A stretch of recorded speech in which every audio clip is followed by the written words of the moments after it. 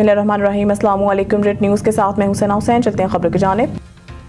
गजा में मुस्तकिल जंगबंदी की राह हमवार हमास और इसराइल ने अमन मुआहिदे के पहले मरहले पर दस्तखत कर दिए। अमरीकी सदर डोनाल्ड ट्रंप ने सोशल मीडिया पर जारी पैगाम में ऐलान किया कि इस मुआहिदे के तहत तमाम यरगमालियों की जल्द रिहाई अमल में लाई जाएगी, जबकि इसराइल अपनी फौज का मुतफिका लाइन पर इंखला करेगा। ट्रंप ने कहा कि यह अमन के तवील मुद्दती और पायदार सफर की पहली बड़ी पेशरफ्त है और तमाम फ्रीकैन के साथ मुनसिफाना बर्ताव किया जाएगा। इन्होंने इस तारीखी और गैर मामूली मुआहिदे में किरदार अदा करने वाले कतर, मिस्र और तुर्की के सालसों का शुक्रिया अदा करते हुए कहा कि यह दिन अरब और मुस्लिम दुनिया, इसराइल और तमाम हमसाया ममालिक और अमेरिका के लिए एक अजीम दिन है। कतरी वजारत का भी कहना है कि गजा जंगबंदी के पहले मरहले पर मुआहिदा तय पा गया, जिसके नतीजे में जंग के खात्मे, इसराइली यरगमालियों और फलस्तीनी कैदियों की रिहाई और इमदाद की फराहमी मुमकिन होगी। तफसीलात का ऐलान बाद में किया जाएगा। इसराइल और हमास के मुआहिदे पर दस्तखत के बाद नेतन्याहू ने मुख्तसर बयान जारी करते हुए कहा कि इसराइली हुकूमत अपने शहरियों की बाहिफाजत वापसी के लिए पुरअज़्म है और हम अपने तमाम यरगमालियों को वापस लाएंगे। इसराइली मीडिया के मुताबिक समझौते के तहत हमास तमाम यानी 20 जिंदा यरगमालियों को 72 घंटे में रिहाई देगी। अमरीकी मीडिया के मुताबिक इसराइली यरगमालियों की रिहाई हफ्ता या इतवार को मुतवक्को है। IMF और पाकिस्तान के दरमियान स्टाफ लेवल मुआहिदे के सिलसिले में गैर मामूली पेशरफ्त। एवा पेट्रोआ की क़यादत में IMF की टीम ने 24 सितंबर से 8 अक्टूबर तक कराची और इस्लामाबाद का दौरा किया। इस दौरान पाकिस्तानी हुक्काम के साथ तौसीई फंड सहूलत के तहत दूसरे जायजे और रेजिलेंस के तहत पहले जायजे पर बातचीत हुई। IMF एलामिया में कहा गया है कि प्रोग्राम पर अमल दरामद हुकूमत के वादों के मुताबिक जारी है। मुज़ाकरात में कई अहम अमूर पर पेशरफ्त हुई, जिनमें मालियाती नज़्म व ज़ब्त बरकरार रखते हुए सैलाब मुतासरीन की बहाली में मदद, अफरात ज़र को स्टेट बैंक के मुकर्ररा हदफ के अंदर रखने के लिए मोहतात मालियाती पॉलिसी शामिल है। तवानाई के शुबे में इस्लाहात और सरकारी इदारों के दायरा कार में कमी के साथ शफाफियत और गवर्नेंस को मजबूत बनाने पर भी बातचीत का हिस्सा है। IMF ने कहा कि पाकिस्तानी हुक्काम के साथ बकिया अमूर तय करने के लिए पॉलिसी सतह पर बातचीत जारी रखी जाएगी। पाकिस्तान और IMF के दरमियान दूसरे शशमाही इक्तसादी जायजा मुज़ाकरात का एलामिया जारी कर दिया गया। कर्ज प्रोग्राम की शराइत पर अमल दरामद को मजबूत करार दे दिया।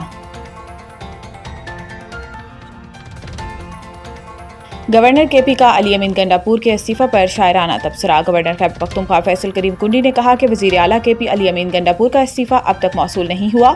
इस्तीफा देखकर पता चलेगा कि मुस्ताफ़ी होने की क्या वजह है। फैसल करीम कुंडी का कहना था कि कोई कानूनी या आईनी नुक्ता मुबहम हुआ तो इस्तीफा वापस भी किया जा सकता है। याद रहे कि गुज़िश्ता रोज़ अली अमीन गंडापुर ने अपना इस्तीफा दस्तखत करके गवर्नर खैबर पख्तूनख्वा फैसल करीम कुंडी को भिजवाया था। अली अमीन गंडापुर अपने बयान में कहा था कि मनसब इमरान खान की अमानत थी, जिसे वापस कर दिया। नए वज़ीर आला सुहेल अफरीदी को मेरी मुकम्मल हिमायत हासिल रहेगी। गवर्नर KP फैसल करीम कुंडी ने सूबे की मौजूदा सियासी सूरत हाल पर शायराना तबसरा करते हुए सोशल मीडिया पर लिखा, क्यों उदास फिरते हो सर्दियों की शामों में, इस तरह तो होता है इस तरह के कामों में।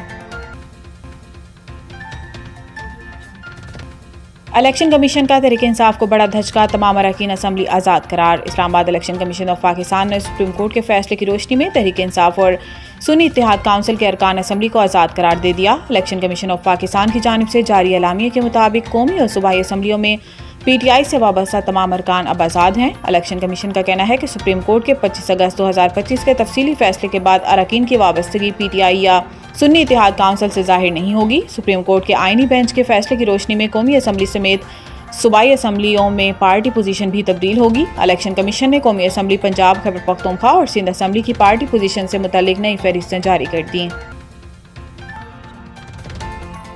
2022 के सैलाब के बाद पाकिस्तान को $16.3 अरब दरकार थे। माली इमदाद ताहाल नहीं मिली। Pakistani high commissioner.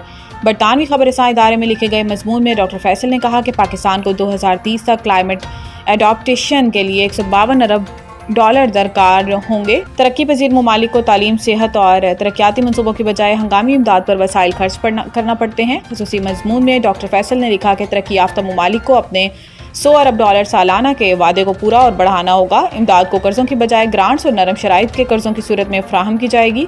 Pakistani high commissioner ने कहा कि COP28 में कायम किया गया लॉस एंड डैमेज फंड फौरी फाल किया जाए। 2022 के सैलाब के बाद पाकिस्तान को बहाली के लिए $16.3 अरब दरकार थे। आलमी वादों के बावजूद ज़्यादातर माली इमदाद ताहाल नहीं जारी की गई।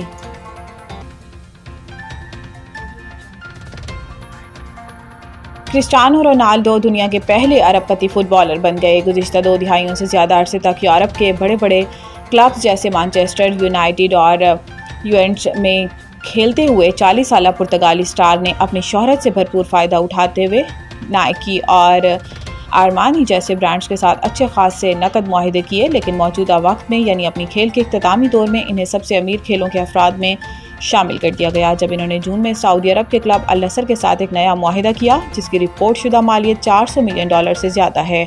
तवील अरसे तक रोनाल्डो और मेसी एक जैसे मुआवजे हासिल करते रहे, लेकिन 2023 में रोनाल्डो के खलीजी क्लब की तरफ मुंतकिली और मेसी के मेजर लीग के साकर के इंटर मियामी में शामिल होने के बाद दोनों की आमदनी में बड़ा फर्क आ गया।